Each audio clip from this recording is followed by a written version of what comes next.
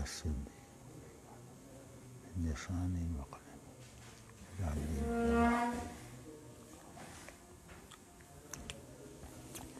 بسم اللہ الرحمن الرحیم حدثنا علی بن عبد اللہ حدثنا عبد الرزاق اخبرنا معمر عن حمام حدثنا ابو ہریرہ عن النبی صلی اللہ علیہ وسلم قال ان یمین اللہ ملأ لا یغیضها نفقۃ سحاء اللیل والنہار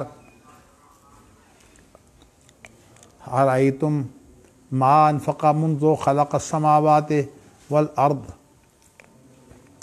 فإنه لم ينقص ما في يمينه وعرشه ولا الماء وبيده الأخرى القبض الفيض وبيده الأخرى الفيض أو القبض يرفع ويقبض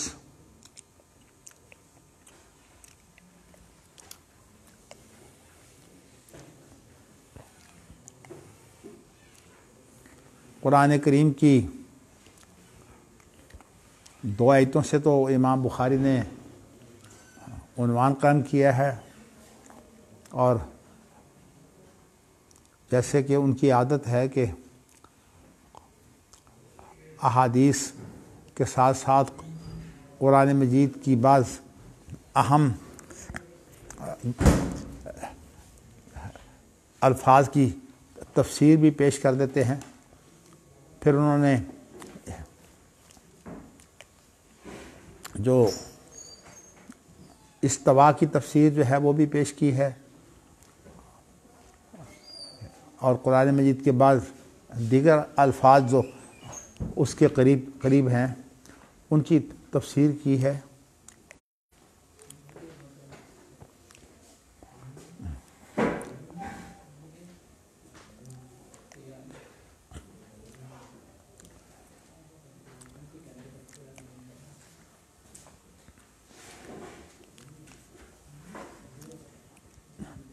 جو حدیث آج ہم نے پڑھی ہے یہ اسی عنوان کے تحت ہے کہ اللہ کا عرش جو ہے وہ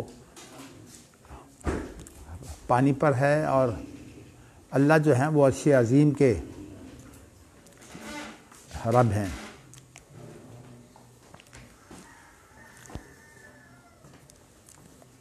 اگرچہ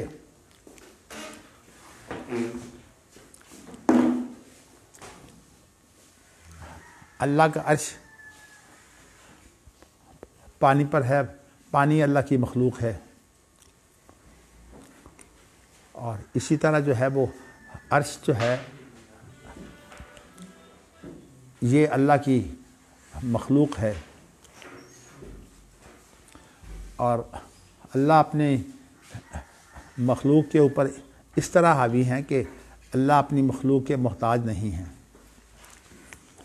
لیکن اس بات کو سمجھنا کہ مخلوق کا اللہ سے کیا تعلق ہے، اور جو تعلق اللہ نے بیان کر دیا ہے اسے تو جو ہے وہ محدود رکھنا چاہیے، اور جس چیز کے بارے میں اللہ نے خاموشی اختیار کی ہے اس کے بارے میں ہم بھی جو ہے وہ خاموشی اختیار کرتے ہیں، کیفیت میں نہیں پڑھتے۔ لیکن ویسے بطور نظام میں آپ کو یہ بتانا چاہتا ہوں کہ اس وقت جو اللہ تعالیٰ نے مخلوق پیدا کر دی ہوئی ہے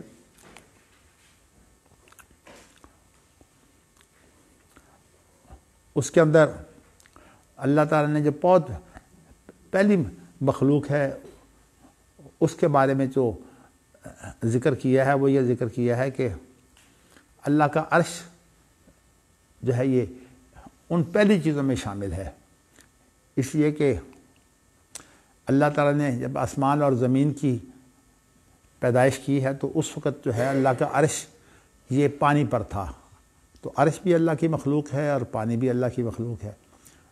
لیکن دیگر احادیث کو اگر ہم دیکھتے ہیں تو اس سے بات یوں بنتی ہے کہ اللہ تعالیٰ کی یہ جو مخلوق ہے آسمان زمین، یہ اللہ تعالیٰ نے جو ہے وہ کہنے کو تو عرش کے نیچے ہے یہ، لیکن اگر ذرا مزید اس کی تفصیل میں جائیں تو یہ عرش کی بجائے جو عرش کے پاؤں کی جگہ ہے کرسی جسے کہتے ہیں، یہ اصل میں کرسی کے نیچے ہے۔ سورۃ بقرہ کے اندر جو آیت الکرسی ہے اس کے اندر یہی چیز بیان ہوئی ہے، وسع کرسیہ السماوات والارض، کہ اللہ کی کرسی جو ہے اس نے گھیر رکھا ہے آسمانوں اور زمین کو۔ تو عرش جو ہے اس کے جو پاؤں کی جگہ ہے، میں نے کل آپ کو خاص طور پر یہ نقطہ بتایا تھا کہ یہ نہیں کہنا کہ یہ اللہ کے پاؤں کی جگہ، اس لیے کہ اللہ کا عرش سے کیا تعلق ہے اس کیفیت سے ہم واقف نہیں ہیں۔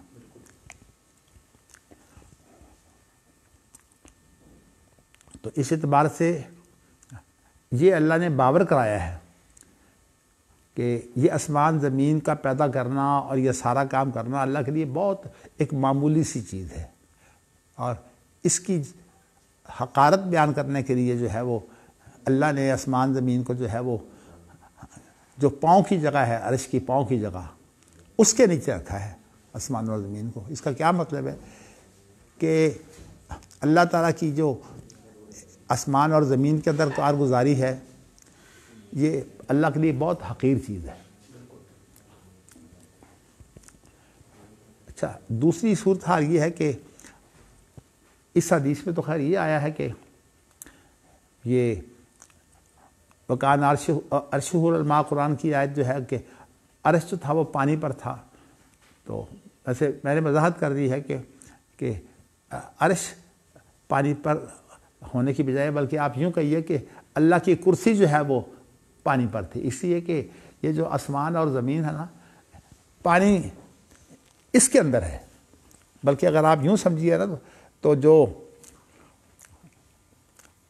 زمین ہے اس کے اندر اصل پہلے پانی ہے، اس پانی کے اندر جو چیز جو ہے پانی کے باہر آ گئی ہے، جیسے کہ جزیرے بنتے ہیں یہ، اور بلکہ آپ یوں سمجھیے کہ یہ بات تاریخی طور پر یا واقعاتی طور پر جو جغرافیہ دان ہیں وہ کہتے ہیں کہ اس زمین کے اندر جو ہے وہ پانی 2/3 ہے، اور ہاں جی 72% پانی ہے، 28% خشکی۔ اچھا یہ ہے، جزاکم اللہ۔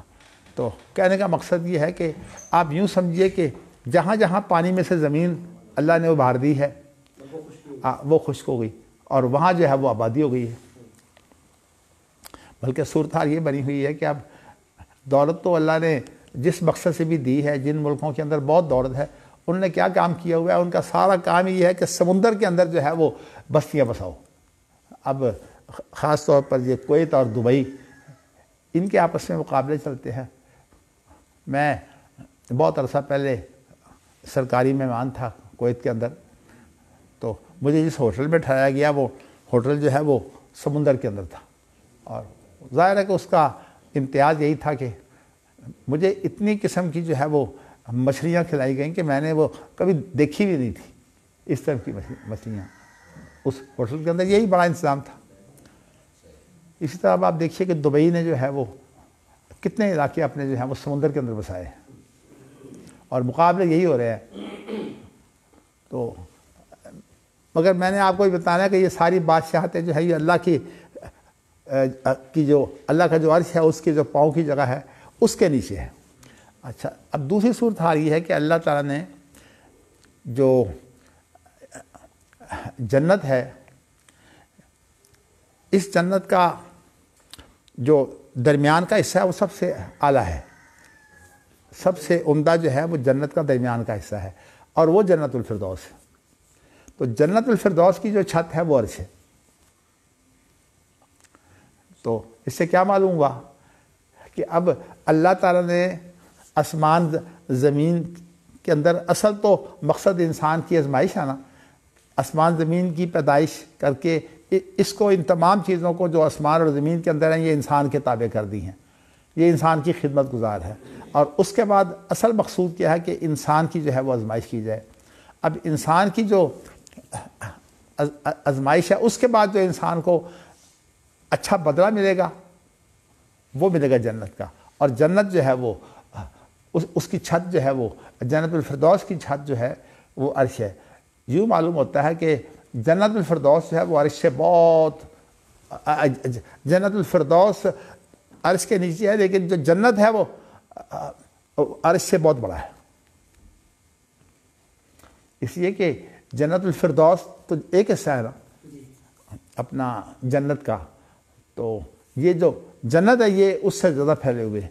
اور اس کے ساتھ ساتھ یہ بھی ہے کہ جتنی بھی نہریں نکلتی ہیں وہ تمام کی تمام جو ہیں وہ جنت عرش کے نیچے سے نکلتی ہیں. اور جو لوح محفوظ ہے وہ اللہ نے عرش کے اوپر رکھی ہوئی ہے. اور یہ بھی آپ سمجھ لیجئے کہ کوئی بڑے سے بڑا فرشتہ جو ہے وہ سدرۃ المنتہا سے آگے نہیں جا سکتا. اب یہ ہے کہ اللہ کا نظام کیسے ہے کہ اب سدرۃ المنتہا جو ہے یہ انتہا ہے فرشتوں کی، اور اس کے بعد پھر جو اللہ کا نظام ہے اس کی زیادہ تفصیلات ہمارے پاس نہیں ہیں. تو میں نے آپ کو یہ بتایا ہے کہ یہ صورتحال ہے عرش کی. اب عرش کے بارے میں جو ہے اتنی بات تو واضح ہو گئی کہ عرش جو ہے وہ 7 آسمانوں سے جو اوپر کی چیز ہے وہ تو ہے سدرۃ المنتہا. تو سدرۃ المنتہا جو ہے یعنی یہ ایک بیری علامت ہے اور یہ انتہائی بیری ہے. یہاں جو ہے وہ اللہ کی جو کارگزاری ہے نا آسمان اور زمین کے سے متعلق، اس کی انتہا وہاں ہو جاتی ہے. اس کے بعد جو آپ یوں سمجھیے کہ وہاں اللہ کی ربوبیت ہے، اللہ کی ربوبیت کا سلسلہ جو ہے، اس لیے کہ اللہ عرش کے بھی تو رب ہے نا، تو اس لیے ربوبیت کا سلسلہ تو جو ہے وہ وسیع ہے. اور یہ میں آپ کو بتا چکا ہوں کہ جہت کی روح سے جو ہے وہ اللہ کی ربوبیت کہاں تک ہے اس کے بارے میں ہم حد بندی نہیں کر سکتے، کیونکہ جہت مبہمہ جو ہے اس کے اندر حد بندی نہیں ہوتی. اچھا جی، اب ابو ہریرہ رضی اللہ تعالیٰ عنہ جو چیز بیان کرتے ہیں، امام بخاری جو احادیث لائیں گے اس کے اندر یہ بیان کریں گے کہ اللہ کا عرش جو ہے یہ بلندی پر ہے، بہت بلند ہے. جیسے کہ اس کی تفسیر ارتفاع بھی ہو چکی ہے اور علا بھی ہو چکی ہے، اور بعض جو ہے وہ ائمہ نے یہ تفسیر بھی کی ہے استقرہ، کہ اللہ نے وہاں قرار پکڑا ہے. قرار کا جو ترجمہ ہے نا کہ اس سے مراد اللہ بیٹھا ہے، یہ ترجمہ اس کا صحیح نہیں ہے. یہ جو 5 افعال عامہ ہے نا ان کا معنی ایک ہی ہے، کون، وجود، ثبوت، حصول، استقرار. یہ 5 افعال عامہ ہیں. افعال عامہ کا معنی یہ ہوتا ہے کہ ان کا مفہوم ہے، ان کا جو مفہوم ہے یہ ہر فعل کے اندر پایا جاتا ہے. ہر فعل آپ دیکھیے تو اس میں آپ کو یہ چیزیں مل جائیں گی، کون، وجود، حصول، ثبوت اور استقرار. استقرار کے بارے بھی جو ہیں وہ ہونے کے ہی ہیں، یعنی صرف اللہ تعالیٰ کا قرار، یعنی آپ یوں سمجھیے کہ اللہ کوئی ایسی چیز نہیں ہے جو کوئی ایسے، بلکہ یعنی ویسے میں نے حرکت سے صرف آپ کو انسانی طور پر بتایا کہ قرار اس کو بولتے ہیں کہ اس کے اندر بے چینی نہ ہو. اللہ کو کوئی بے چینی نہیں ہے. اللہ تعالیٰ جو ہے وہ جو بھی کام کر رہے ہیں بڑے سکون سے کر رہے ہیں، اگرچہ ایسے الفاظ حدیثوں میں موجود ہیں کہ بعض کاموں میں اللہ کو بے چینی ہوتی ہے، لیکن وہ اللہ کی بادشاہی کے اندر کوئی بے چینی نہیں ہے. وہ اصل میں اللہ تعالیٰ کا جو انسان سے نازک تعلق ہے اس کی بنا پر جو ہے وہ لفظ آئے ہیں. جیسے لفظ تردد ہے. اب تردد کا جو لفظ ہے اس کے بارے میں خاص طور پر جو ہے وہ حدیث کے اندر جو لفظ آ گیا نا اس کے بارے میں اہل علم بڑے پریشان ہوئے ہیں. اور جو لوگ سلف کے طریقے پر ہیں ان کو تو اتنی پریشانی نہیں، اس لیے کہ انہوں نے کہہ دیا کہ تردد ہے جیسے اللہ کی ذات کے لائق ہے. لیکن یہ حدیث وہ ہے جو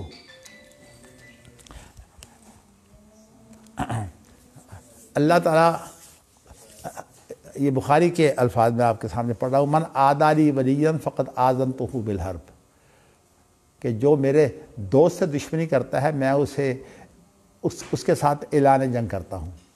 کتنی بڑی بات ہے، یعنی انسانوں میں سے جو اللہ کے دوست ہیں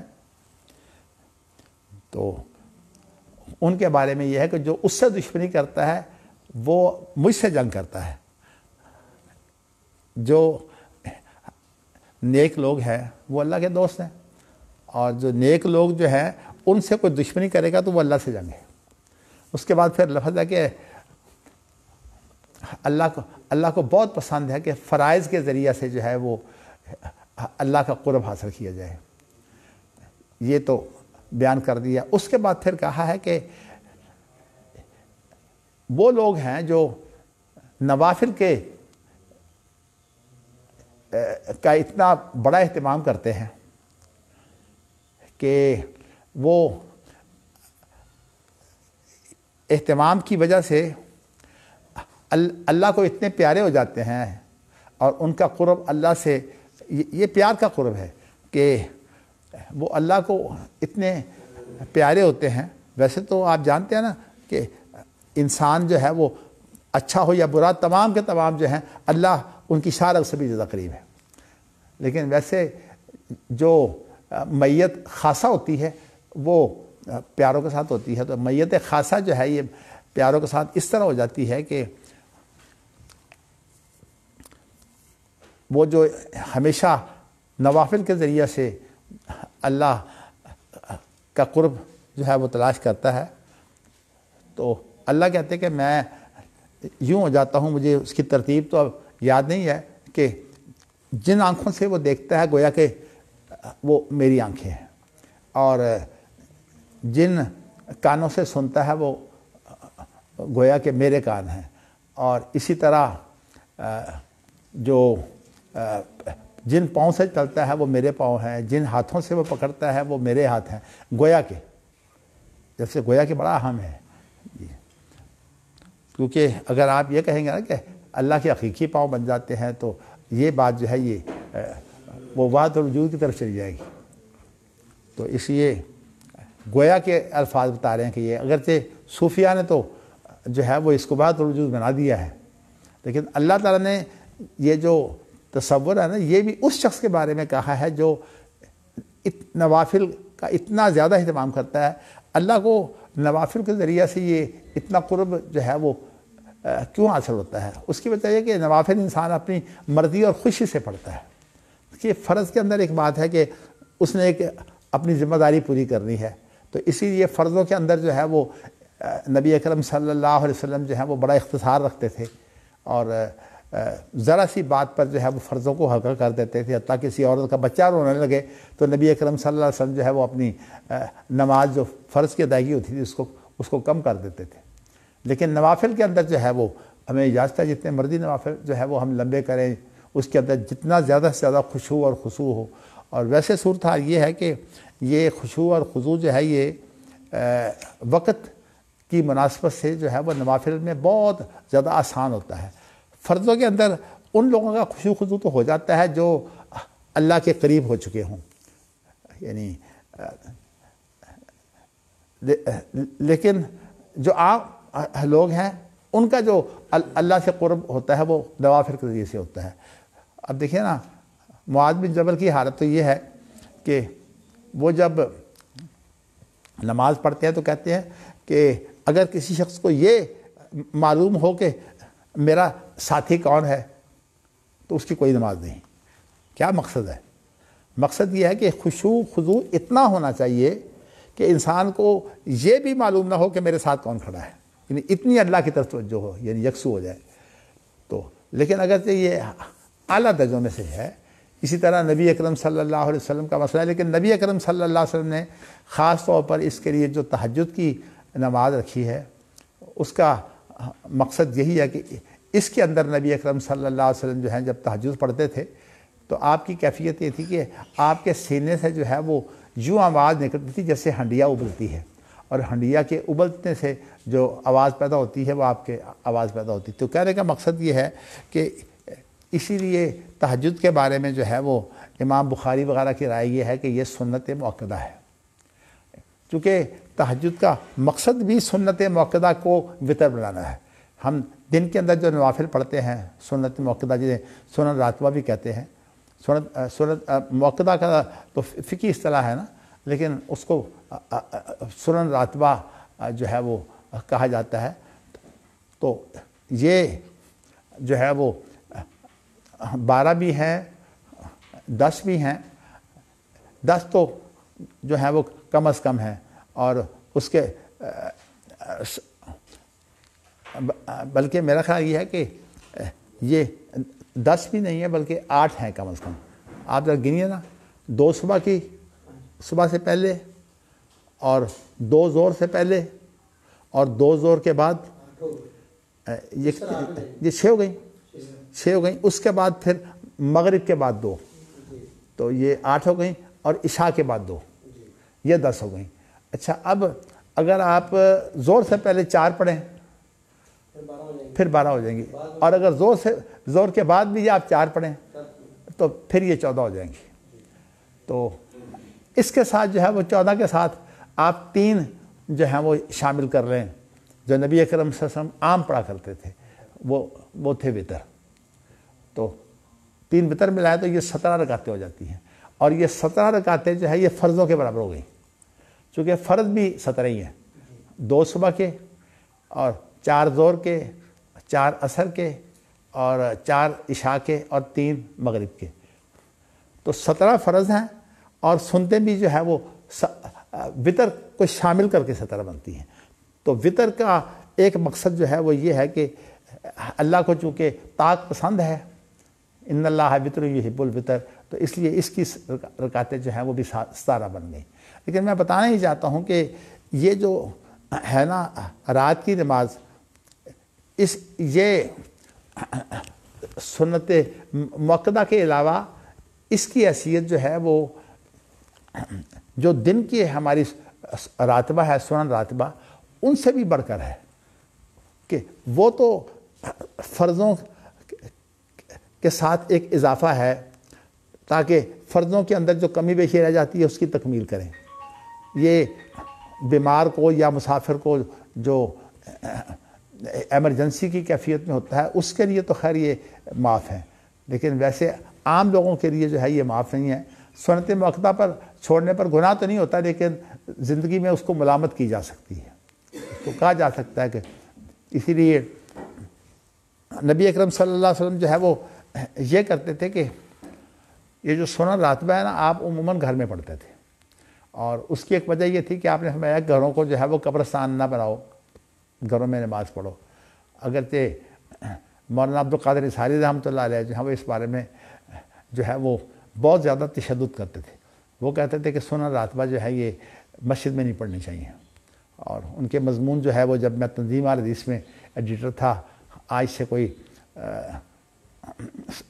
مطلب 55 سال سے زیادہ ہو گئے ہیں، تو اس وقت جو ہے وہ کئی مضمون انہوں نے لکھے تھے۔ اور ویسے بھی مولانا عبدالقادر انصاری رحمۃ اللہ علیہ جب مسجد قدس چوک دالگڑھ میں آتے تو وہاں خاص طور پر جو تہجد کی نماز پڑھتے، میں عام طور پر اس کو میری عمر جو تھی وہ 20-22 سال ہوگی، تو اب ظاہر ہے کہ میری اس وقت بہت ہی جوانی کی عمر تھی، میں تو اتنا زیادہ اہتمام نہیں کرتا تھا، لیکن وہ بہت ہی اچھی نماز پڑھتے تھے تہجد کی۔ لیکن میں عموماً یہ کرتا کہ میرے جو وطر وغیرہ پڑھنے ہوتے ہیں نا تو میں ان کے پیچھے پڑھتا ایک طرف ہو کے، وہ آگے ہوتے دیوار کے ساتھ، اور میں ذرا دیوار سے ہٹ کر جہاں لاؤڈ اسپیکر ہوتا تھا چوک دالگڑھ میں، تو وہاں میں عموماً وطر پڑھا کرتا، لیکن میں ان کی کیفیت دیکھا کرتا تھا، یعنی مجھے اندازہ ہوتا تھا کہ بہت اچھی کیفیت میں وہ جو ہے وہ تہجد پڑھتے تھے۔ تو بس کوشش تو یہی ہے اس کے بارے میں، لیکن چونکہ یہ نفل کی بات ہے اور نفل کے بارے میں ہمیں جو ہے یہ ہدایت یہی ہے کہ ان چیزوں کو جو ہے وہ دوسروں کے سامنے ظاہر نہ کریں۔ فرض کے بارے میں تو اس لیے کہ اس کا تو حساب و کتاب ہوتا ہے نا، اس لیے اس کو تو ظاہر کرنا جو ہے وہ حق ہے کہ اسے ظاہر کیا جائے، کیونکہ جو ظاہراً فرض ادا نہیں کرتا، بلکہ اس کو تو سزا بھی دی جاتی ہے کہ اس نے کیوں نہیں جماعت کے ساتھ لوگوں کے ساتھ نماز پڑھی۔ تو یہ بات دور نکلتی جا رہی ہے۔ تو کہنے کا مقصد یہ ہے کہ اب یہ جو نبی اکرم صلی اللہ علیہ وسلم کا یہ فرمان ہے کہ اللہ کا جو دایاں ہاتھ ہے یہ ملآ، جی تو ملآ مؤنث ہے نا، کیونکہ یہ جو ہاتھ ہے نا یہ عربی زبان کے اندر جو ہے وہ مؤنث سمائی ہے۔ جو دو دو چیزیں ہیں نا، ہمارے ہاتھ ہوئے، پاؤں ہوئے، پنڈلیاں ہوئیں، یہ تمام کی تمام مؤنث ہیں، اور مثلا ناک ایک ہے، یہ مؤنث ہے، یہ مذکر ہے۔ اس طرح منہ جو ہے یہ بھی مذکر ہے۔ تو اللہ کا جو دایاں ہاتھ ہے یہ بڑا ہوا ہے، ملآ جو ہے یہ ملآن کی مؤنث ہے۔ تو لا یغیظھا نفقۃ، اسے کم نہیں کرتی، اس کو خرچ کرنا جو ہے وہ کم نہیں کرتا، مطلب اتنا بھرا ہوا ہے کہ اس بھرے ہوئے ہاتھ کے اندر کوئی کمی واقع نہیں ہوتی خرچ کرنے سے۔ اچھا، اس کے بعد پھر سحاء اللیل والنہار، یہ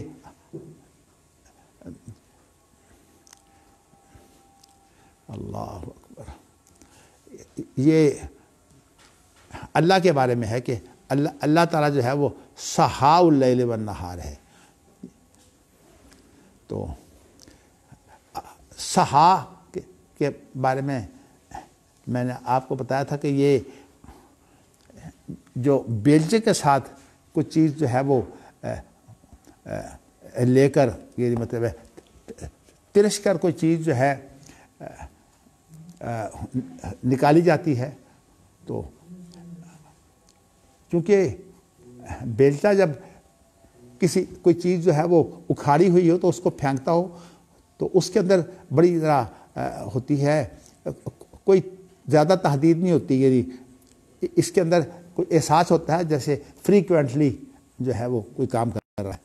تو اللہ تعالیٰ کا جو دنیا میں خرچ کرنا ہے نا، وہ کوئی زیادہ محدود نہیں ہے، اور یہی وجہ ہے کہ اللہ رحمان ہے، یعنی دنیا کے اندر یہ اپنے دوستوں کے لیے بھی اور اپنے دشمنوں کے لیے، دونوں کے لیے جو ہے وہ اللہ تعالیٰ بہت سخی ہے۔ تو اسی لیے وہ شیخ سعدی نے اپنی گلستان کے شروع میں یہ بات کہی ہے، دوستاں راہ کجا کنی محروم، تو کے بعد دشمناں نظرداری۔ تو دوستوں کو کیا محروم کرے گا، تو دشمنوں پر بھی نظر رکھتا ہے۔ بلکہ قرآن مجید میں تو اللہ تعالیٰ نے جو ہے وہ اس سے بہت بڑھ کر بات کر دی ہے، وَلَوْلَا أَن يَكُونَ النَّاسُ أُمَّةً وَاحِدَةً لَجَعَلْنَا لِمَن يَكْفُرُ بِالرَّحْمَٰنِ لِبُيُوتِهِمْ سُقُفًا مِّن فِضَّةٍ وَمَعَارِجَ عَلَيْهَا يَظْهَرُونَ وَزُخْرُفًا وَإِن كُلُّ ذَلِكَ لَمَّا مَتَاعُ الْحَيَاةِ الدُّنْيَا وَإِن كُلُّ ذَلِكَ لَمَّا بھی ہے، اور ایک قرات لما بھی ہے، وَإِن كُلُّ ذَلِكَ لَمَّا حَيَاةُ الدُّنْيَا وَالْآخِرَةُ عِندَ رَبِّكَ لِلْمُتَّقِينَ۔ تمام نعمتیں گننے کے بعد کہا کہ آخرت اس سے بھی بہتر ہے۔ بتائیے دنیا کے اندر سونے چاندی کے جو ہیں وہ ہمارے بستر ہوں، ہماری سیڑھیاں ہوں، ہمارے دروازے ہوں، اور اتنی بڑی نعمتوں کے باوجود جو ہے وہ آخرت اس سے بہتر ہے۔ تو میں نے آپ کو یہ بتایا کہ بلکہ دنیا کے اندر جس شخص کو جو نعمتیں دی جاتی ہیں، حقیقت میں اسے اس کی بہت سی چیزیں جو ہیں وہ دنیا کے اندر پوری کر دی جاتی ہیں۔ اسی لیے جو نعمتوں والے ہیں ان کا حساب و کتاب قیامت کے دن سخت ہوگا۔ تو صحابہ کرام رضوان اللہ علیہم اجمعین جب نعمتوں کا استعمال کرتے تو بہت زیادہ احساس ہو جاتے۔ حضرت عمر کے بارے میں آتا ہے کہ ایک دفعہ ان کو دودھ ملا، ہمیں تو قدر ہی نہیں ہے کس طرح ہمیں دودھ ملتا ہے، ان کو دودھ ملا تو وہ دودھ پینے سے پہلے رونے لگے، اور رونے کی شدت اتنی بڑھ گئی کہ وہ دودھ پی نہیں سکے، اور ساتھ پڑھتے کیا تھے، اذھبتم طیباتکم فی حیاتکم الدنیا واستمتعتم بہا فالیوم تجزون عذاب الہون بما کنتم تستکبرون فی الارض بغیر الحق وبما کنتم تفسقون۔ ہاں یہی ہے کہ یہ 26ویں پارے کے اندر ہے نا کہ تم نے نعمتیں تو جو تم نے اچھے اعمال کیے تھے وہ اس کا بدلہ تو تم نے دنیا میں دے دیا ہے. اذھبتم طیباتکم فی حیاتکم دنیا واستمتعتم بہا، اور آج تمہارے لیے جو ہے وہ کوئی بدلہ نہیں ہے، آج تم عذاب میں جاؤ. تو یہ آیتیں جو ہیں یہ بڑی خطرناک ہے، بلکہ میں کہتا ہوں اس سے زیادہ خطرناک ایک اور آیت ہے. وہ یہ ہے کہ اللہ تعالیٰ جب دنیا کے اندر کسی کو دھتکار دیتے ہیں، اور دھتکارتے اللہ اس کو ہیں جو دین کا طالب نہ ہو، دنیا کا طالب ہو. اور اس بارے میں خاص طور پر ایک آیت جو ہے وہ بسا اوقات میں اس کی طرف توجہ کرتا ہوں، بڑی پریشانی ہوتی ہے کہ ایک تو وہ لوگ ہیں نا جو اللہ تعالیٰ سے تعلق نہیں رکھتے، اللہ سے ٹوٹے ہوئے ہیں یا مشرک ہیں، لیکن جو لوگ جو ہیں وہ اللہ کو پکارنے والے ہیں، مشرک نہیں ہیں. اللہ سے اگر وہ دنیا مانگے تو اللہ تعالیٰ ان سے بھی ناراض ہوتے ہیں. اور قرآن مجید کی یہ آیت کتنی خوفناک ہے کہ ثم افیضوا من حیث افاض الناس واستغفروا اللہ ان اللہ غفور رحیم فاذا قضیتم مناسککم فاذکروا اللہ کذکرکم آباءکم او اشد ذکرا فمن الناس من یقول ربنا آتنا فی الدنیا وما لہ فی الآخرۃ من خلاق. یہاں مشرکین مراد نہیں ہے، اس لیے کہ یہ حج کرنے والے لوگ ہیں اور یہ حج کے اندر اللہ کو پکارنے والے لوگ ہیں، اور اللہ کو پکارنے والے دنیا مانگتے ہیں. تو ان کے بارے میں آیا ہے کہ وما لہم فی الآخرۃ من خلاق، ان کا آخرت میں کوئی حصہ نہیں ہے. یعنی دنیا مانگنا جو ہے یہ اللہ کو اتنی ناپسند ہے کہ اگر اللہ کے موحد بندے بھی جو ہے وہ اللہ سے دنیا مانگے تو اللہ ناراض ہوتے ہیں. ہاں جی، اب محض کیا یہاں زور ہے، دنیا تو وہ کہیں تو کسی نے بات کسی بادشاہ نے کسی سے علاج کروایا، کسی طبیب سے، تو اسے کہا کہ بہت ہی تکلیف ہوتی ہے، خاص طور پر دیکھیے نا جی، یہ جو کولنج ہے یا یہ جو پیشاب بند ہو جاتا ہے، یہ عام طور پر یہ چیزیں جو ہیں پیشاب کی بندش وغیرہ تو بڑھاپے میں عام لوگوں کو ہو جاتی ہے. کتنی بے چینی ہوتی ہے یہ اصل میں اس شخص سے پوچھے جس کا پیشاب بند ہوتا ہے. تو اس طرح بادشاہ کو کوئی تکلیف ہوئی تو اس نے طبیب سے کہا کہ تم مانگو، کیا مانگتے ہو؟ تو بات کرتے کرتے یہاں تک بات پہنچ گئی کہ آدھی بادشاہی.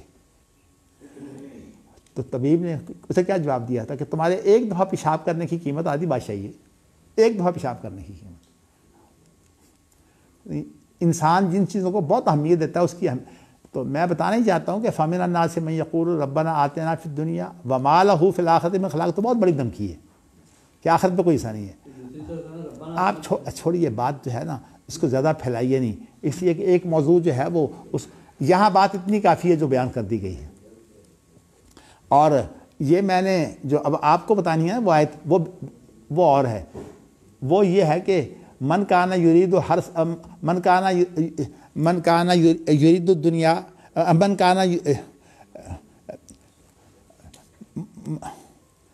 من کانا یرید الحیات الدنیا وزینتہا. یہ 12ویں سپارے کے شروع میں ہے، من کانا یرید الحیات الدنیا وزینتہا نوفی الیہم اعمالہم فیہا وہم فیہا لا یبخسون. کہ جو دنیا چاہتے ہیں اور دنیا کی زینت چاہتے ہیں، اس زینت کے اندر وہ تمام چیزیں آ جاتی ہیں. زُیِّنَ لِلنَّاسِ حُبُّ الشَّہَوَاتِ مِنَ النِّسَاءِ وَالْبَنِينَ وَالْقَنَاطِیرِ الْمُقَنطَرَةِ مِنَ الذَّهَبِ وَالْفِضَّةِ وَالْخَیلِ الْمُسَوَّمَةِ وَالْأَنْعَامِ وَالْحَرْثِ ذَلِکَ مَتَاعُ الْحَیَاةِ الدُّنْیَا. تو یہ تمام چیزیں آ جاتی ہیں کہ جو دنیا کی زینت چاہتا ہے نا، اللہ کہتے ہیں کہ پھر اس کے بارے میں میرا فیصلہ جو ہے وہ کیا ہے کہ دنیا کی زینت سارا کچھ اسے دنیا میں دے دو. نوفی الیہم اعمالہم، یعنی ان کے جتنے بھی نیک اعمال ہیں تمام کا بدلہ جو ہے وہ دنیا میں دے دو. وہم فیہا لا یبخسون، اور ان کے اندر کوئی کمی بیشی نہ ہو، کیونکہ بخس ٹیکس اور مکس اس کے معنی ہوتے ہیں کمی بیشی کی. یعنی مطلب یہ ہے کہ ان اعمال کے بارے میں کوئی کمی بیشی چھوڑو ہی نہیں، اسے ہر چیز دے دو. یہ عام طور پر جو دنیا کے اندر شہرت ہوتی ہے نا، انسان اس سے بڑا مغالطہ کھاتا ہے کہ یہ شہرت جو ہے بعض لوگ سمجھتے ہیں کہ اس کا فائدہ دین کا ہے، حقیقت یہ شیطان کا بہت بڑا دھوکہ ہے. شہرت کا فائدہ اگرچہ ایک شہرت ہوتی ہے جو اللہ کرتے ہیں، اور ایک شہرت وہ ہوتی ہے جو انسان خود چاہتا ہے. وہ جو انسان خود چاہتا ہے نا شہرت، وہ جو ہے وہ حقیقت میں آپ یوں سمجھیے کہ دنیا کے اندر ہمارے نیک اعمال کا بدلہ دنیا میں مل رہا ہوتا ہے. اور اسی وجہ سے جو لوگ یہ چاہتے ہیں نا کہ ہماری زندگی کے بعد جو ہے وہ ہماری نیک شہرت پھیلے، یہ بڑی خطرناک چیز ہے، کیونکہ یہ حقیقت میں اس کی نیکیوں کا بدلہ ہے. اس کی موت کے بعد بھی نیکیوں کا بدلہ. اب آپ دیکھیے بہت سے لوگ ہیں جو اللہ پر ایمان بھی نہیں رکھتے، جیسے جو مطلب سیکولر لوگ ہیں، گنگا رام ہو یا اس طرح، اس کو دنیا کے اندر جو بہت بڑا کام ہے وہ رفائی کاموں کے بارے میں جو ہے وہ بہت کچھ بات آئے گی. نام تو آپ کو پتہ ہے 100 بڑے آدمیوں کا وہ ایک کتاب میں ذکر ہے. تو کہنے کا مقصد یہ ہے کہ یہ وہ لوگ ہیں جن کی شہرت ہے، اور اس شہرت کے ذریعے سے ان کا جو ہے نا، ان کی اچھے اعمال کا بدلہ جو ہے وہ دنیا میں دیا جاتا ہے. تو اس لیے جس کے اعمال کا بدلہ دنیا میں مل گیا وہ تو بہت بڑا بدقسمت ہے. اسی لیے جو ہے وہ ہاروت اور ماروت سے جب غلطی ہوئی ہے تو انہوں نے دنیا کی سزا قبول کی، آخرت کی سزا جو ہے وہ نہیں قبول کی. تو کہنے کا مقصد یہ ہے کہ اسی لیے حدیث میں جو یہ آیا ہے نا کہ اللہ اس مومن کو سے محبت کرتے ہیں جو پرہیزگار ہو اور دنیا سے لاپرواہ ہو. یحب التقی الغنی الحفی ہے خفیہ. ان اللہ یحب المؤمنۃ تقی الغنی الخفیہ، یعنی اللہ اس ایمان والے کو پسند کرتے ہیں جو پرہیزگار ہو اور دنیا سے لاپرواہ ہو، اور ساتھ ہی مخفی رہنا پسند کرے. چونکہ اللہ تعالیٰ نے مجھے یہ آنکھوں سے چیز دکھائی ہے. میرے والد جو ہے بہت زیادہ جو ہے وہ ناپسند کرتے تھے دنیا کی شہرت، ہمیشہ چھپے رہتے تھے. بلکہ ان کے ایسے واقعات بھی ہیں کہ کوئی بادشاہ یا کوئی بڑا آدمی اگر آ جاتا تو وہ اس کی طرف دیکھتے بھی نہیں تھے. تو ویسے نیک لوگ بھی تھے، بلکہ انہوں نے یہ بیان کیا کہ یہ جو فیصل سے پہلے جو حکمران تھا نا سعودی عرب کا، شاہ سعود، اس کے دور تک جو ہے وہ انداز اور تھا. یعنی وہ لوگ اگر آتے نا طواف کرتے، حج کرتے تو عوام کے ساتھ کرتے. تو والد صاحب یہ بیان کرتے ہیں کہ جب یہ سعود آیا تو سارے لوگ کھڑے ہو کر اس کو دیکھنے لگے. کہتے ہیں میں نے اس کو دیکھا بھی نہیں.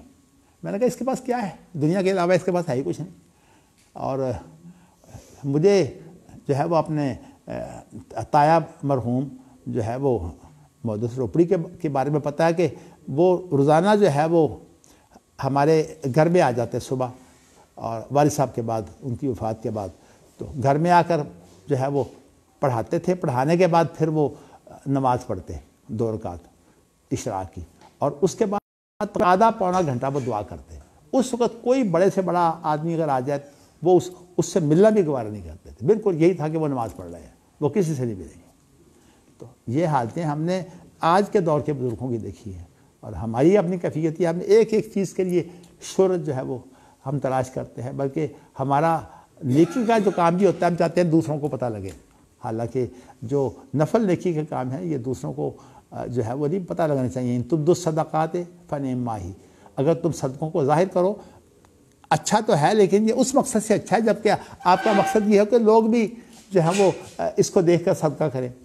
لیکن وَإِن تُخْفُوهَا، اور اگر اس کو چھپا کے رکھو، کیسے ان تبدوا الصدقات فنعما ہی فَهُوَ خَيْرٌ لَكُمْ، اگر تم اس کو چھپا کر دو تو وہ اس سے بہتر ہے. اس لیے کہ یہ جو ہوتا ہے نا کہ میں نے اس لیے لوگوں کے سامنے کیا تاکہ لوگ بھی دیں، اس کے اندر ریا کا ایک پہلو جو ہے وہ آ سکتا ہے. تو اسی لیے جو لوگ صاحب عمل تھے، جو میں نے آپ کو شاید بتایا تھا کہ غزنوی خاندان میں جو ہے وہ ایک تو حصہ وہ ہے جن کی بہت شہرت ہوئی ہے. مولانا عبداللہ غزنوی کی بھی خیر بڑی شہرت ہوئی ہے. ان کے 12 بیٹے تھے، تو 12 بیٹوں میں جو مولانا عبدالجبار غزنوی ہے، ان کی شہرت بہت تھی چونکہ لوگ ان کی بیعت بھی کرتے تھے. لیکن مولانا عبدالجبار غزنوی جو ہیں یہ مولانا عبداللہ غزنوی کے بیٹوں میں سے غالباً 5ویں نمبر پر ہیں. تو ان کے بیٹے ہیں نا داؤد غزنوی، لیکن ان کے بڑے بیٹوں کی اولاد میں سے تھے، ان کا نام تھا عبدالاول، یعنی یہ عبدالجبار غزنوی کے بھتیجے ہیں. لیکن یہ عمر کا فرق تھوڑا ہوگا. یہ ایک ہی وقت میں جو ہے عبدالجبار غزنوی بھی پڑھاتے تھے اور جو ہے وہ عبدالاول غزنوی بھی پڑھاتے تھے. تو یہ حافظ محدث روپڑی کے دونوں ہی استاد ہیں، یعنی عبدالجبار غزنوی بھی اور یہ عبدالاول غزنوی جو ہے نا، انہوں نے اتنا زیادہ اپنے آپ کو چھپایا ہے کہ یہ جو حمائل غزنوی ہے، اس وقت سلفی تفسیروں میں حمائل غزنوی ایک معیاری، اور اس کے ساتھ جو ہے وہ یہ ہوتی تھی ریاض الصالحین، ریاض الصالحین کا ترجمہ، اور اسی طرح جو ہے وہ اپنا حمائل، یہ کتابیں ساری جو ہے یہ مولانا عبدالاول غزنوی کی ہیں، اور انہوں نے اس کا اوپر نام نہیں لکھا ہوا، صرف غزنوی، بس حمائل غزنوی. اور یہ ان کی لکھی ہوئی کتابیں ہیں. لیکن عبدالاول غزنوی کی اپنی حالت یہ تھی کہ والد صاحب بیان کرتے ہیں کہ جب وہ صدقہ دیتے تھے تو فوراً صدقہ نہیں دیتے تھے. تو پوچھا والد صاحب نے پوچھا، یہ کسی اور نے پوچھا کہ آپ یہ صدقہ دیتے وقت فوری صدقہ کیوں نہیں کرتے؟ کہتے ہیں اپنی نیت ہی کرتا ہوں. تو یہ انسان کو پتہ نہیں ہے کہ یہ جو چیز نیکی لوگوں کے سامنے ظاہر ہوتی ہے نا، یہ کس طرح جلدی سے ضائع ہو جاتی ہے. تو اس لیے یہ بہت ہی خوفناک چیز ہے. تو ہمارے والد صاحب کا تو خیر ایک رجحان یہی تھا کہ وہ اپنی شہرت نہیں چاہتے تھے. بارتت جن کی شہرت ہوئی ہے، میں نہیں کہتا کہ ساروں کی نیت جو ہے وہ ایسی ہے، لیکن بارتت کو دنیا کی شہرت کو اچھی چیز نہیں ہے. اصل چیز جو ہے وہ اس حدیث کے مطابق جو ہے وہ مومن جو دنیا سے لاپرواہ ہو. اور یہ اللہ کا شکر ہے کہ میں نے آپ کو بتایا کہ ہمارے بزرگوں کی حالت یہ تھی کہ دنیا کی انہیں جو ہے وہ خواہش نہیں ہوتی تھی. خاص طور پر ہمارے والد صاحب کا جو عمل ہے وہ تو ہم نے دیکھا ہے. ہمارے دادا کے بارے میں بھی یہی بتایا جاتا ہے، لیکن چونکہ دادا ہم نے دیکھے نہیں ہیں، وہ تو والد صاحب کی شادی سے بھی 1 سال پہلے فوت ہو گئے تھے. تو یہ اب میں نے آپ کو جو ہے وہ سحاء اللیل والنہار ارأیتم ما انفق منذ خلق السماوات والارض، بلا بتائیے. تو یہ ارائیتا کا ترجمہ، اب تک اللہ تعالیٰ نے جب سے آسمان زمین کو پیدا کیا اللہ کتنا خرچ کر بیٹھا ہے. اچھا، فَإِنَّهُ لَمْ يَنْقُصْ ہے، لم ینقص ہے نا، مجھے ذرا نظر کا مسئلہ ہے، ینقص ہے یا ینقص ہے؟ سواد ہے نا. لم ینقص ما فی یمینہ، فإنہ، وہ کمی نہیں ہوئی جو اللہ کے دائیں ہاتھ میں جو کچھ ہے اس کے اندر کوئی کمی واقع نہیں ہوئی. اچھا، اس کے بعد ہے وہ عرشہ علی الماء، اور اس کا عرش جو ہے وہ پانی پر تھا. اصل میں امام بخاری اس حدیث کو اس لفظ کے لیے لائے ہیں، یہ ان کی دلیل ہے. وَبِيَدِهِ الْأُخْرَى الْفَيْض، تو وَبِيَدِهِ الْأُخْرَى الْفَيْض، اور ان کے دوسرے ہاتھ میں جو ہے وہ فیض کا معنی ہوتا ہے بہاؤ. تو وَبِيَدِهِ الْأُخْرَى جو ہے یعنی آپ یوں سمجھیے کہ جو دایاں ہاتھ ہے اس کے اندر تو تخلیق ہے، اور جو بایاں ہاتھ ہے اس کے اندر اس مخلوق کے لیے جو فیضان ہے وہ ہے. تو اس لیے کہ یہاں لفظ آیا نا بیدہ الاخری الفیض، تو اس صورت میں معنی یہ بنے گا کہ تخلیق کا عمل ایک ہاتھ سے اور جو بہاؤ کا عمل جو ہے وہ دوسرے ہاتھ سے، یہ اس کا مفہوم بنے گا. لیکن اب یہ دیکھیں نا امام بخاری کا کس طرح اہتمام ہے کہ اس کے لیے جو ہے وہ روایت میں جو ہے وہ چونکہ الفاظ 2 قسم کے ہیں اور دونوں میں سے ایک جو ہے وہ مراد ہے، تو اسی کہتے ہیں کہ الفیض اب القبض، یا تو دوسرے ہاتھ کے اندر جو ہے وہ بہاؤ ہے، اور اب القبض یرفع و یقبض، اور بہاؤ بھی اس کے ہاتھ میں ہے، اور چونکہ یہ نعمتوں کا جو بہاؤ ہے دوسرے ہاتھ میں ہے، تو اب کس کو نعمتیں زیادہ ملتی ہیں، کس کو نعمتیں کم ملتی ہیں، کس کو زیادہ مرتبہ اونچا ملتا ہے، کسی کو کم مرتبہ ملتا ہے، یہ سارا جو ہے یہ اس ہاتھ کا عمل ہے جس کے اندر بہاؤ ہے. تو اس لیے لفظ وہاں یا تو فیض کا ہے یا قبض کا ہے. تو بات واضح ہو گئی نا جی مصطفیٰ صاحب؟ واضح ہے. قبض کا معنی یہ ہے کہ اس نے پکڑا ہوا ہے، یعنی مطلب ہے یہ اتار چڑھاؤ جو ہے، کسی کا الگ بڑا مرتبہ، کسی کا چھوٹا مرتبہ، یہ لاکھوں مرتبے ہیں. یہ اس کے اندر جو ہے یہ قبض ہے، یعنی اللہ نے ایک ہاتھ سے جو ہے بہاؤ کو سنبھالا ہوا ہے، یعنی ایک ہاتھ سے بہاؤ کو سنبھالا ہوا ہے اور ایک ہاتھ میں جو ہے وہ تخلیق کا عمل ہے. یوں اس کا مفہوم بنا. تو اگر فیض کریں گے تو بہاؤ ہوگا، لیکن بہاؤ کے ساتھ جو ہے وہ اللہ تعالیٰ اس بہاؤ کو جو ہے وہ ایک حد میں رکھتے ہیں. کسی کو کم دیتے ہیں، کسی کو زیادہ دیتے ہیں. دیکھو نا، ان ربی یبسط الرزق لمن یشاء ویقدر، جس کو اللہ چاہتے ہیں زیادہ دیتے ہیں، جس کو چاہتے ہیں کم دیتے ہیں. تو یہ جو بسط اور جو ہے وہ جو ہے ان ربی یبسط الرزق لمن یشاء ویقدر، اور کسی کو جو ہے وہ یہاں تنگی کرتے ہیں، لیکن ویسے یہ ہمارے اندازے کے ہیں. کیونکہ قرآن مجید میں یہ جو آتے ہیں نا،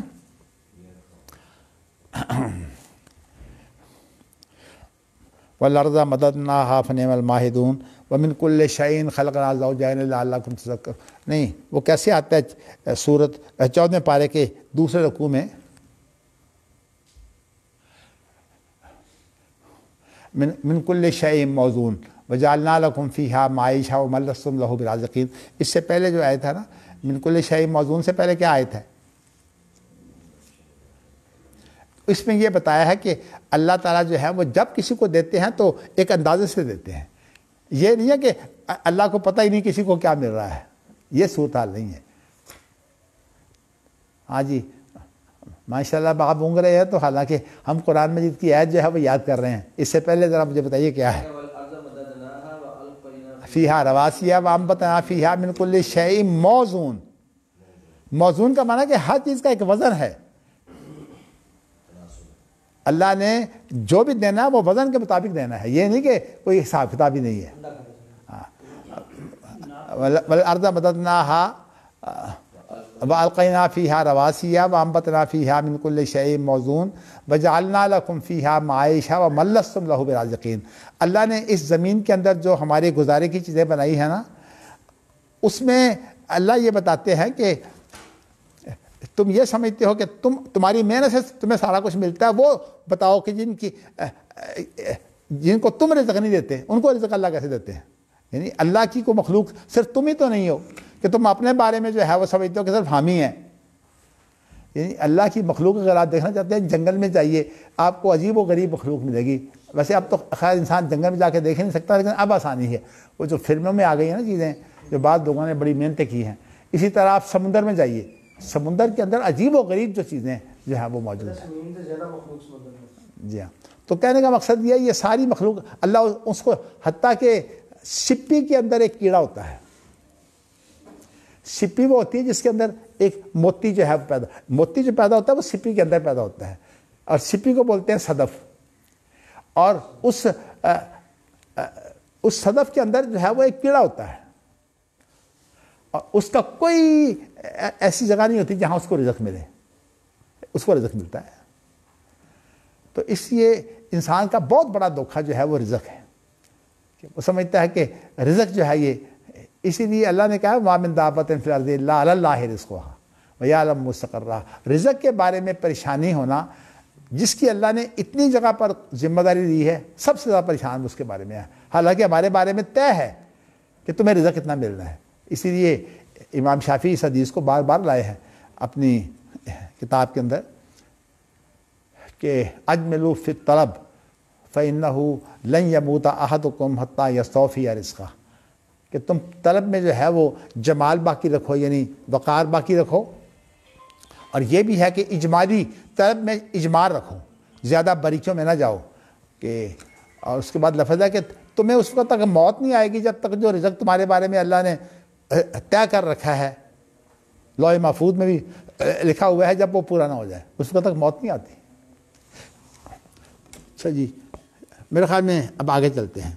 حدثنا احمد و حدثنا محمد بن ابی بکر نے اب ابی بکر المقدمی حدثنا حماد بن زید عن ثابت عن انس قال جاء زید بن حارثہ یشکو فجعل النبی صلی اللہ علیہ وسلم یقول اتق اللہ وامسک علیک زوجک قال انس لو کان رسول اللہ صلی اللہ علیہ وسلم کاتما شیئا لکتم هذه قال فكانت زینب تفخر على ازواج النبی صلی اللہ علیہ وسلم زوجکن احالیکن وزوجنی اللہ تعالی من فوق 7 سماوات وعن ثابت وتخفی فی نفسک ما اللہ مبدیہ وتخشی الناس نظرت فی شان زینب وزید بن حارثہ۔ اللہ اکبر اللہ اکبر۔ ویسے تو میں آپ کو تھوڑا سا واقعہ خلاصہ بتا دیتا ہوں تاکہ آپ کو سمجھنا آسان ہو جائے۔ یہ زینب جو ہیں یہ نبی اکرم صلی اللہ علیہ وسلم کی پھوپھی زاد ہیں۔ تو زینب نبی اکرم صلی اللہ علیہ وسلم کا جو معاشرہ تھا اس دور میں پردہ بھی نہیں تھا، پردہ بھی تو بعد میں اترا ہے۔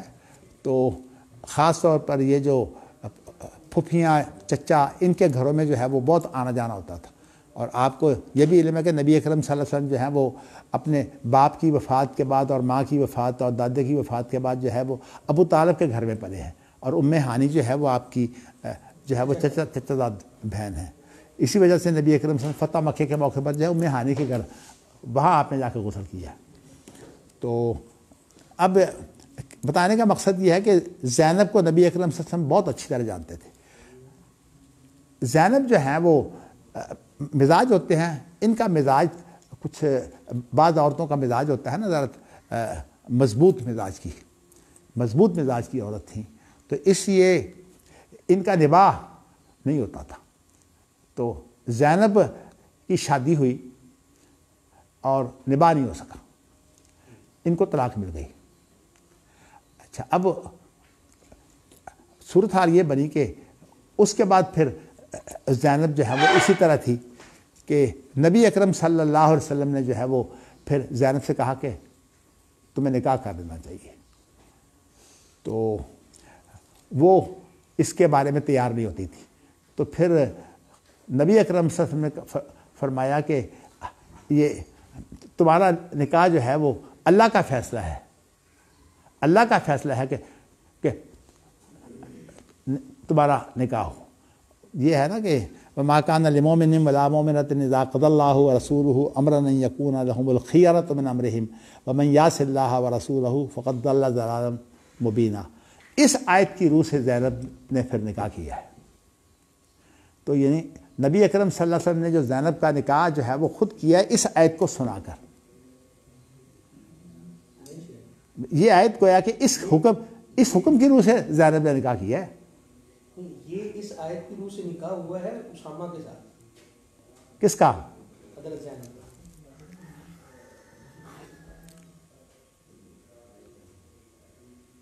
اسامہ کے ساتھ نہیں، زید بن حارثہ کے ساتھ، زید بن حارثہ کے ساتھ، زید کے ساتھ۔ ہاں جی، اس آیت کی روح سے زید کے ساتھ۔ ہاں، یہ بات آپ نے صحیح وضاحت کی ہے کہ یہ جو آپ کا نکاح کرایا ہے نا، تھی تو نا متعلقہ ہونے کے بعد جو آپ نے نکاح کروایا یہ زید بن حارثہ کے ساتھ کروایا نا۔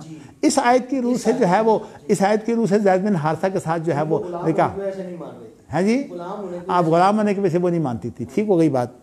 اب صورتحال یہ ہے کہ اس کے بعد مزاج تو وہی تھا۔ اب وہ تو پہلا خامہ جو تھا وہ تو ویسے بھی آزاد تھا، نباہ نہیں ہوا۔ اب زید بن حارثہ کے ساتھ کیا نباہ ہوگا؟ ویسے زید بن حارثہ جو ہے وہ خوبصورت تھے، گورے تھے جی، عرب بھی تھے، دیکھیے غلام ہیں، چلیے یمن سے ہوں گے، چلیے یمن سے ہیں تو پھر عربی ہیں۔ تو کہنے کا مقصد یہ ہے کہ زید بن حارثہ سے نکاح اس آیت کی روح سے ہوا ہے۔ اس کے بعد پھر کیا ہوا ہے کہ جب وہاں نباہ نہیں ہوا تو نبی اکرم صلی اللہ علیہ وسلم کی بڑی کوشش تھی کہ یہاں نباہ ہو جائے۔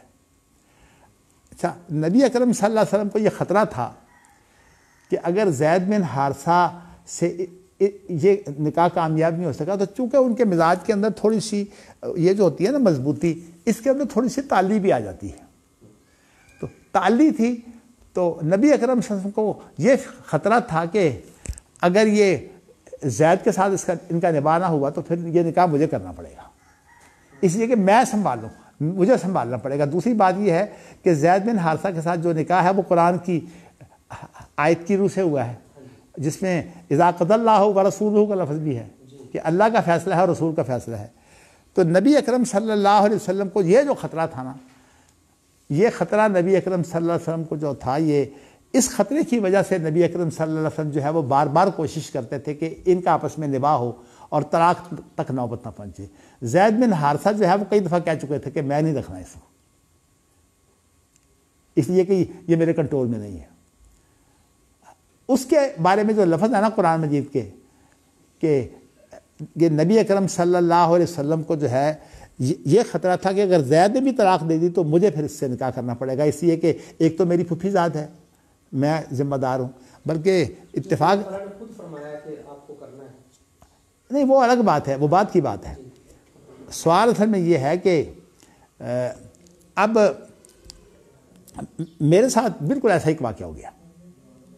میں نے اپنے ایک شاگرد سے جو بہت ہی میرا پیارا شاگرد تھا، تو میں نے اسے کسی جگہ شادی کرنے کی بات کی، تو لیکن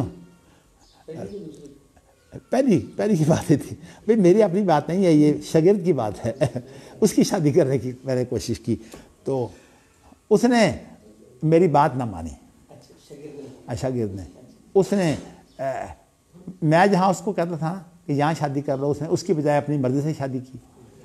میں کچھ اس سے ناراض تھا۔ اچھا، میرا ایک مزاج ہے کہ جس چیز کی میں ذمہ داری لے لوں پھر میں اس کو ہر صورت میں پورا کرتا ہوں، خواہ مجھے کتنی بھی تکلیف اٹھانی پڑے، یہ مزاج اللہ نے بنایا ہوا ہے۔ تو ہوا یہ کہ میں کچھ تھوڑا سا اس سے ناراض آنے لگا، جتنا وہ پیارا تھا میرا، میں ناراض آنے لگا کہ میری بات اس نے نہیں مانی۔ اللہ کی قدرت کہ وہ افغانستان میں شہید ہو گیا میرے شاگرد۔ اس کی شہادت کے بعد مجھے پھر سمجھ آئی کہ اللہ تعالیٰ نے میرے ساتھ جو معاملہ کیا وہ کتنا خیر کا کیا ہے، اس لیے کہ جس سے میں اس کا نکاح کروا رہا تھا، اگر اس وقت معاملہ تھا، یہ معاملہ اگر اس کو میری بات مان جاتا نا تو اس لڑکی کی ذمہ داری مجھ پر آن پڑنی تھی، اور میں اپنے مزاج کے مطابق بہت تکلیفوں میں ہوتا، اس لیے کہ یہ مزاج ایسا ہے کہ یہ کچھ تھوڑا سا انتہائی مزاج ہے، معمولی مزاج نہیں ہے۔ مجھے پتہ ہے میں تھوڑی سی بات جس کی ذمہ داری لے دوں گا، میں بہت آگے جا کر جو ہے وہ اس سلسلے میں قربانی بھی دینے کی پرواہ نہیں کرتا۔ تو میں نے کہا یہ اللہ نے میرے ساتھ بہتر کیا، اگر یہ میرے کہنے پر شادی کر لیتا مجھے تو نئی مصیبت بن جانی تھی۔ اور اچھا، مجھے یہ بات نبی اکرم کا واقعہ جو ہے وہ بڑا سمجھ آیا کہ نبی اکرم صلی اللہ علیہ وسلم کو فکر کی یہ تھی کہ اگر زینب کو یہاں طلاق ہو گئی جو میرے حکم سے اور میرے مشورے پر جو ہے نکاح ہوا ہے، تو پھر یہ ذمہ داری مجھے اٹھانی پڑے گی۔ آپ اس کو چھپا رہے تھے قرآن مجید میں، لیکن حقیقت یہ ہے کہ اس آیت سے بڑے بڑے لوگ جو ہے وہ بھٹک گئے ہیں۔ مولانا وحید الزمان نے اتنا خوفناک لکھا ہے اس پر، وہ کہتے ہیں کہ ان کو عشق تھا زینب سے، کیونکہ زینب بہت خوبصورت تھی۔ اب بات سمجھ آتی ہے کہ بھئی اگر وہ خوبصورت تھی تو پہلے نکاح کر لیتے، وہ کون سی ان سے دور تھی؟ ہاں، نہیں، آپ ان کے ماموزاد ہیں، آپ ماموزاد ہیں، وہ آپ کی پھوپھی زاد ہے، آپ کو کون سی دوری ہے کہ اس سے نکاح نہ کریں؟ بالکل آسان تھا۔ تو اس کا کہنے کا مقصد یہ ہے نا کہ قرآن مجید کی یہ جو آیت ہے نا کہ وَتُخْفِي فِي نَفْسِكَ مَا اللَّهُ مُبْدِيهِ وَتَخْشَى النَّاسَ، اس کے بارے میں جو ہے وہ لوگوں نے اس کو معشوقی کی کہانیاں بنا دی ہیں، لیکن مجھے زیادہ پریشانی ہوئی ہے وحید الزمان کی جو ہے وہ یہ بات پڑھ کر کے انہوں نے کہا کہ ان سے محبت تھی، اگر طرف سے عشق نہیں استعمال کیا، ان سے محبت تھی اور وہ محبت کو دل میں چھپائے ہوئے تھے لوگ، حالانکہ یہ بات نہیں تھی، اصل میں وہ ذمہ داری تھی۔ تو ذمہ داری تھی، آپ یہ سمجھتے تھے کہ اب یہ میری ذمہ داری ہو گئی ہے، چونکہ نکاح میں نے کیا ہے زید کے ساتھ۔ اچھا، اس کے اندر اور بھی کئی حکمتیں تھیں۔ ایک حکمت یہ تھی کہ متمنا جو ہے اس کی بیوی جو ہے وہ بہو نہیں ہوتی، یہ حکمت بھی ظاہر کرنی تھی اللہ نے۔ تو اس لیے یہ اللہ کی تو حکمتیں بہت ہیں، تو لیکن یہ میں نے آپ کو بتایا کہ اس آیت کی وجہ سے جو ہے وہ اہل علم خاص طور پر جو ہے نا تفسیر خازن جیسے لوگ جو ہیں انہوں نے بڑی بڑی خطرناک اس طرح کی جو ہے وہ تفسیریں کر دی ہوئی ہیں. اس کا تو مجھے پتہ نہیں، لیکن انہوں نے ایک اور بڑی جگہ پر خاص طور پر وہ جو واقعہ ہے نا داؤد علیہ السلام کا، سورہ صاد میں جو ہے وہ اوریا نام تھا اس کا، اوریا کو بھیج دیا جو ہے وہ لشکر کے اندر، اور وہ وہاں جو ہے وہ شہید ہو گیا، تو پھر اس کی بیوی سے انہوں نے شادی کر لی. یہ ساری کہانیاں جو ہیں یہ ساری کہانیاں جو ہے وہ غلط ہیں. جی ہاں، لیکن وہ میں انشاءاللہ تعالیٰ اللہ نے توفیق دی تو انشاءاللہ میرا خیال یہ قرآن مجید کے چیدہ مقامات جو ہے نا میں انشاءاللہ اس کی تفسیر آپ کو کروں گا، انشاءاللہ بتاؤں گا. چلیے یہاں اب یہ بات آ گئی ہے کہ اب آگے لفظ یہ ہے کہ زید بن حارثہ شکایت کرتے تھے اور نبی اکرم صلی اللہ علیہ وسلم یہ کہتے تھے اتق اللہ سے ڈرو، وامسک علیک زوجک، اور بیوی کو اپنے سنبھال کے رکھو. تو انس کہتے ہیں کہ لو کان رسول اللہ صلی اللہ علیہ وسلم کاتما شیئا لکتم ھذہ، اگر نبی اکرم صلی اللہ علیہ وسلم نے کوئی چیز چھپانی ہوتی تو یہ آیت چھپا دیتے، اس لیے کہ اس آیت کے اندر احتمال وہ دوسرا بھی آ رہا ہے، جیسے لوگوں کو مغالطے لگے ہیں تو لوگ پتہ نہیں میرے بارے میں کیا کہیں گے، کہ ان کے دل میں پہلے ہی بات تھی، اس لیے یہ طلاق کے خواہش مند تھے، وہی باتیں جو بعد میں علماء دین جو ہے مغالطہ کھا رہے ہیں. تو پھر اس کے بعد کہتے ہیں فکانت زینب و تفخر علی ازواج النبی. اچھا ہوا یہ کہ پھر زینب کا جو نکاح ہے نا وہ اللہ نے آسمان پر کیا ہے، زینب کا نکاح زمین پر ہوا ہی نہیں، یعنی نکاح کی رسم ہی ادا نہیں ہوئی زمین پر، آسمان پر نکاح ہو گیا اور نبی اکرم صلی اللہ علیہ وسلم جو ہے وہ زینب کے پاس چلے گئے. اور یہ جو آیتیں ہے نا کہ لا تدخلوا بیوت النبی الا ان یؤذن لکم الی طعام غیر ناظرین انہ فاذا دعیتم، یہ جو 22 پارے میں ہے، ذرا ہاں جی پڑھیے ذرا. نہیں وہ تو بعد میں ہے نا، شروع میں یا ایھا الذین آمنوا اذکروا اللہ ذکرا کثیرا وسبحوہ بکرۃ واصیلا هو الذی یصلی، نہیں اس ایک دوسری یا ایھا الذین آمنوا لا تدخلوا بیوت النبی الا ان یؤذن لکم غیر ناظرین انہ ولکن اذا دعیتم فادخلوا فاذا طعمتم فانتشروا ولا مستانسین لحدیث. نبی اکرم صلی اللہ علیہ وسلم نے زینب کا ولیمہ بہت شاندار کیا ہے. اس پر زینب کے ولیمہ میں سرید جو ہے وہ کھایا لوگوں نے. تو سرید کہتے ہیں روٹی بھگو کر اس کے اندر گوشت، یعنی سرید جو ہے وہ حضرت عائشہ کہتی ہے یعنی ہے نبی اکرم صلی اللہ علیہ وسلم نے فرمایا کہ تو ایسی ہے جیسے کہ سرید ہو، عائشہ کے بارے میں رضی اللہ تعالیٰ عنہ کے بارے میں. تو کہنے کا مقصد یہ بہت عمدہ کھانا ہوتا ہے گوشت اور روٹی. تو یہ زینب کی ولیمہ میں تھی. تو میں آپ کو بتانا چاہتا ہوں کہ زینب کا نکاح باقاعدہ ایجاب قبول دنیا میں نہیں ہوا، وہ آخرت میں ہوا ہے. اور نبی اکرم صلی اللہ علیہ وسلم جو ہے وہ زینب کے پاس چلے گئے، اور اسی کے اندر بات ہے کہ آپ نے ولیمہ کے لیے تو بلایا، لوگوں نے کھانا کھانے کے بعد اتنا شاندار کھانا کھانے کے بعد گپ شپ شروع کر دی. اب نبی اکرم صلی اللہ علیہ وسلم کو یہ احساس تھا کہ میری نئی زینب سے شادی ہوئی ہے تو یہ جائے، اور وہ جا نہیں رہے تھے. تو اسی لیے کہا ولا مستانسین بحدیث ان ذالکم کان یؤذی النبی فیستحیی منکم واللہ لا یستحیی من الحق. تو نبی کو جو ہے وہ تکلیف ہو رہی ہے، لیکن نبی شرم کھا رہا ہے، اللہ کو جو ہے وہ حق بیان کرنے میں شرم نہیں ہے. تو وَإِذَا طَعِمْتُمْ فَانتَشِرُوا، جب تم کھانا کھاؤ تو پھر اس کے بعد گپ شپ جو ہمارے خیر اب عربوں میں تو صورت یہ بن گئی ہے کہ وہ کھانا کھلانے کے بعد ہی ساری گپ شپ کرتے ہیں، اور رواج بن گیا ہے. لیکن اس دور میں یہ رواج نہیں تھا، بلکہ نبی اکرم صلی اللہ علیہ وسلم کا طریقہ کار یہ تھا کہ عشاء کی نماز کے بعد آپ جو ہے وہ بہت ضروری کام کے بغیر کسی سے ملاقات بھی نہیں کرتے تھے. کس کا؟ یہ جو عرف ہے کہ کھانے کے بعد گپ شپ جو اتنی دیر چلتی رہتی ہے، ہاں اس کا اقرار کیا جائے گا. یہ بھی تو ہوتا ہے نا کہ ایک دعوت ہے کھانے کے لیے، ایک دعوت ہی گپ شپ کے لیے. جی اصل میں اب عربوں نے نہیں، انہوں نے تو عرف کی بات کی ہے نا. شادی کے مواقع پر کیا آپ شادی کے مواقع کی بات کر رہے ہیں؟ ہاں شادی پہ کھانے کے بعد گپ شپ کرتے رہتے. جی ہاں. میں آپ کو بتاؤں کہ عربوں نے اب یہ عرف بنا لیا ہے کہ کسی سے اگر کوئی لمبی ملاقات کرنی ہو نا، گپ شپ کرنی ہو، تو اسے کھانے پر بلاتے ہیں، اور کھانے کے بعد پھر ساری رات بیٹھ کر جو ہے وہ گپ شپ کرتے ہیں، ساری رات، حتیٰ کہ وہ رات 1 بجے یا 2 بجے. رمضان میں تو خیر سحری تک ہوتی ہے گپ شپ، لیکن ویسے عام طور پر 1-2 بج ہی جاتے ہیں، اور اسی لیے ان کی عادت یہ ہے کہ وہ اچھا انہوں نے اب ایسی عادت بنا دی ہوئی ہے کہ ساری رات جو ہے عام دنوں میں بھی وہ رات 1 بجے تک نہیں سوتے، اور صبح وہ پھر یہ صبح کی نماز کے بعد سوتے ہیں. اس لیے اگر عربوں سے اگر آپ صبح کی نماز کے بعد ملیں گے تو وہ یہ گویا کہ آپ نے ان کو بہت تکلیف دی ہے. جب مجھے اس رواج کا پتہ نہیں تھا تو میں نے کئی غلطیاں ایسی کیں، لیکن یہ ہے کہ عربوں کے ہاں جو ملاقات ہے وہی ہے کہ رات کو عشاء کی نماز کے بعد، اس لیے وہاں دفاتر بھی کھلے ہوتے ہیں رات، بینک بھی 2 بجے تک کھلے ہوتے ہیں رمضان میں، لیکن ویسے عام دنوں میں بھی رات 9 بجے تک تو بینک کھلے ہوتے ہیں. 2 ٹائم ہوتے ہیں بینکوں کے، اسی طرح کے اور ادارے جو ہیں. تو چلیے جی اگلی حدیث پڑھنے کے بعد چلیے. حدثنا احمد و حدثنا محمد بن ابی بکر المقدمی سخاری، حدیث ہم نے پڑھ لی ہے نا. اچھا حوان ثابت، کیونکہ اس کے اندر وہاں جو ہے وہ ذرا ایک بات کمی رہ گئی تھی. اچھا یہاں لفظ جو ہے وہ یہ ہے کہ زینب فخر کرتی تھی دوسری بیویوں پر کہ تمہارے تو گھر والوں نے تمہاری شادی کی ہے.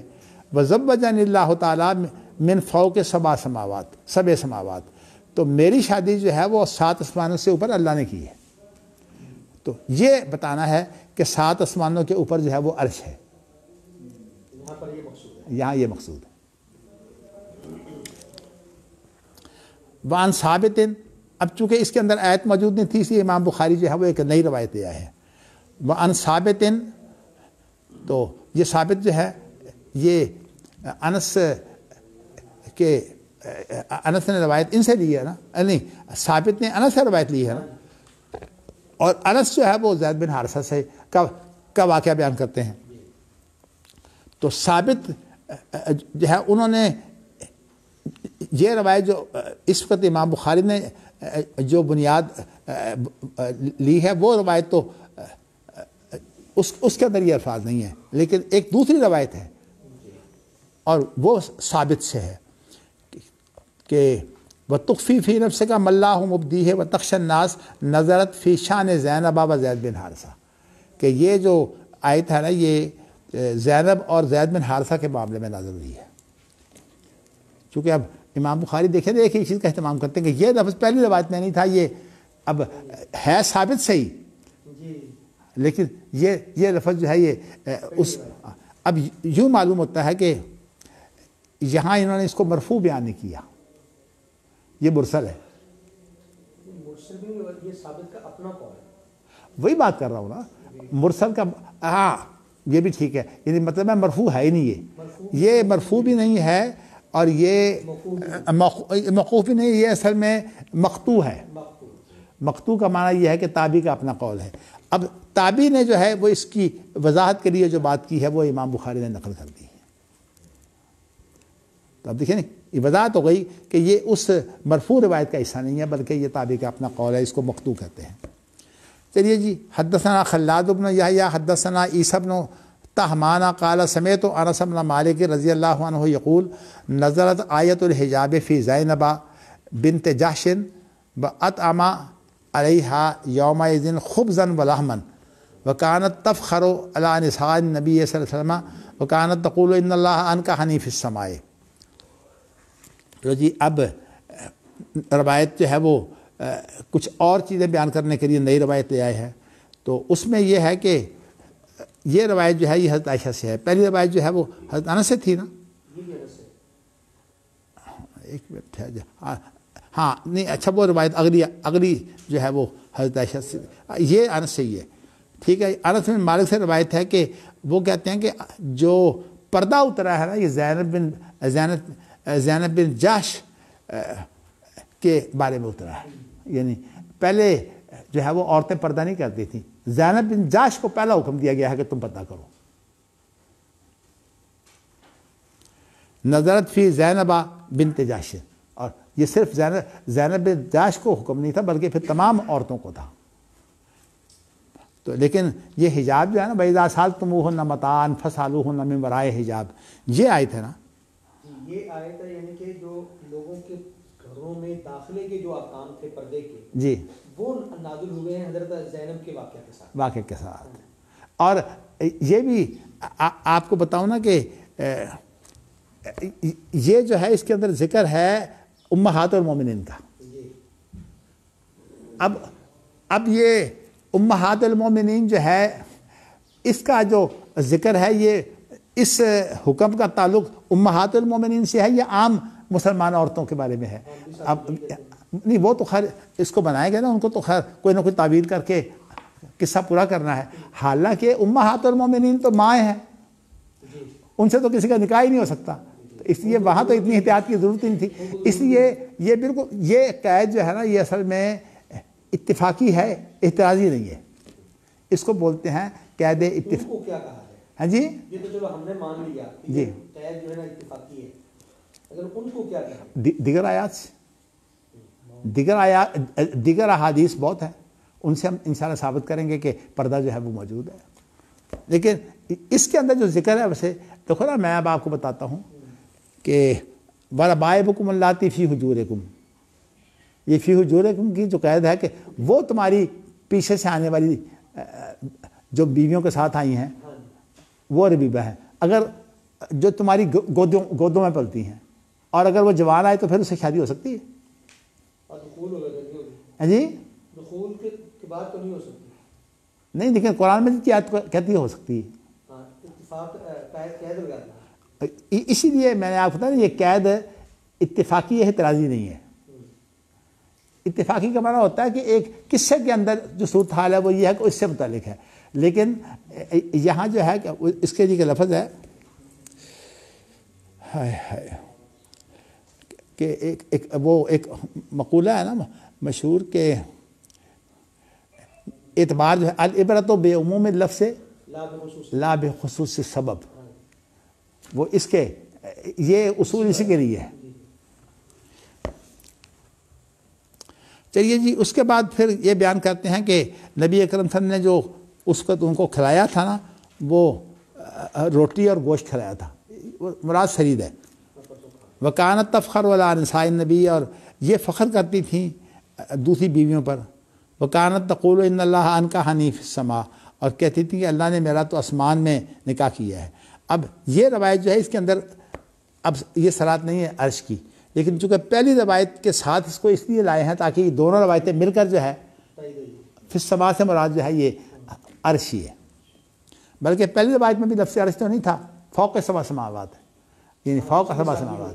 ہاں تو فوق سبع سماوات تو عرش ہی ہے نا، اس لیے کہ دیگر روایات میں عرش کا لفظ موجود ہے. اچھا وہ میرے خیال میں اچھا جی آگے وہ روایت موجود ہے نا. حدثنا ابو الیمان اخبرنا شعیب حدثنا ابو الزناد عن الاعرج عن ابی ہریرہ عن النبی صلی اللہ علیہ وسلم قال ان اللہ لما قضى الخلق كتب عنده فوق عرشه ان رحمتی سبقت على غضبی. چلیے خیر یہ اور روایت ہے. یہاں یہ ہے کہ ابو ہریرہ بیان کرتے ہیں کہ اللہ تعالیٰ نے جب مخلوق کو پیدا کر دیا، یعنی اس سے اللہ تعالیٰ جو ہے وہ فارغ ہو گئے، تو کتبہ عندہ فوق عرشہ، پھر اللہ تعالیٰ نے اپنے پاس عرش کے اوپر لکھا، مراد لوح محفوظ ہے. لوح محفوظ میں اللہ نے یہ لکھ دیا ان رحمتی سبقت غضبی، میری رحمت جو ہے یہ غصے پر غالب ہے، اس سے سبقت لے جانے والی ہے. تو یہ یہاں جو ہے نا یہ روایت کیوں لائے ہیں؟ اصل بات یہ ہے کہ یہ روایت جو ہے اگر پہلی روایت کے ساتھ آپ ملائیں گے تو اب بات کیا بنے گی کہ یہ جو اللہ نے نکاح جو کیا ہے زینب کا، یہ بھی تو لوح محفوظ میں اللہ نے لکھا ہے نا، اور لوح محفوظ جو ہے وہ کہاں ہے؟ عرش کے اوپر. تو اس اعتبار سے جو ہے وہ جب لوح محفوظ وہاں ہے تو اس کے اندر یہ جو ہے وہ لوح محفوظ میں موجود ہے کہ ان کا نکاح جو ہے وہ اللہ کرے گا. لوح محفوظ میں یہ ہے کہ اس کا نکاح جو ہے زینب کا اللہ کرے گا. یہاں پر یہ تو کتاب توحید ہے نا، اس میں تو صرف یہی ثابت کرنا ہے کہ اللہ اوپر ہے بس. نہیں، میں نے بتانا ہے کہ یہ دیکھو نا یہاں سے عرش کے اوپر ثابت کرنا ہے، لیکن عرش کا ذکر نہیں ہے. تو اس لیے میں نے آپ کو یہ بتایا ہے کہ اس کے اندر جو ہے وہ عرش کہاں سے آیا ہے اس روایت کے اندر. وہ اس لیے کہ باقی روایات جب اکٹھی ہوتی ہیں نا تو کیا روایات کو اکٹھے کیے بغیر میں آپ کو ہمیشہ کہتا ہوں کہ مسئلہ نہیں بتانا. جب روایات اکٹھی کریں گے تو اب ساری بات کیا بنے گی کہ لوح محفوظ جو ہے وہ عرش کے اوپر ہے.